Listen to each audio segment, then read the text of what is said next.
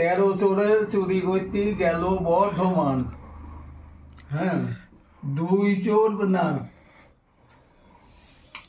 চোর পেয়ে গেল সামনে 2 গোলা ধান, তারা সন্তুষ্ট হন। 3 চোর যুক্তি করি গেল গেরস্তের ঘর। আচ্ছা। 1 চোর সন্ধান পেয়ে সিন কেটে ঢুকল গেরস্তের ঘরে। গেরস্ত এমন বোকা দিলে জল ঢেলি, তখন চোর বেটা জলে ভিজিয়ে জারে হেলি মরে। আর 2 চোর বাদ দরজায় মাথা ঠুকি মরে। এগুলো হলো পূর্ণ হরিকথা, বুঝলে? তার মানে তুমি করো না? না, মানেটা বলতেন। হ্যাঁ, মানেটা করুন, বলুন। মানে এই তোমাদের ঘরের লোক অনেক এই হরিকথা শুনিয়েছে। এর মানে হচ্ছে এমনিতে তো 6টা চোর আছে, সেই 6টা চোর বাদেও 13টা চোর। কি 6টা চোর? হ্যাঁ, 6টা চোর কি? 6টা লিখু দিয়ে 10 চোর। হ্যাঁ, আর এই লিঙ্গ একটা চোর, আর ওই বেশি 2টো চোর। তাহলে 13 চোর হয়েছে।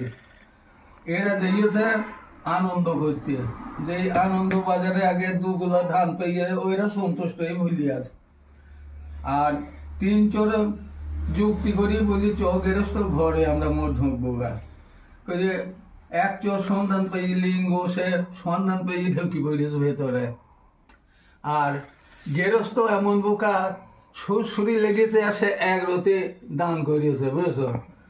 আর তখন অদ্বৈত মাতালেরই খেলা করছে, আর 2 চোর কি করছে, ধাক্কা মারছে বাদ দরজাতে।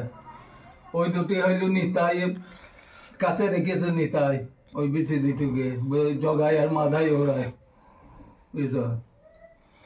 তাই নিতাই না সঙ্গে থাকলে কোনো কাজ হবে না। তা বটে। আর এই আমাদের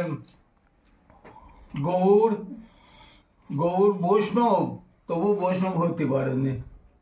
তাতেই বলছে যে বৈষ্ণব হইতে গোড়ার মনে ছিল সাধ, তৃণদেবী হইতে গোড়া পড়ে গেল বাদ।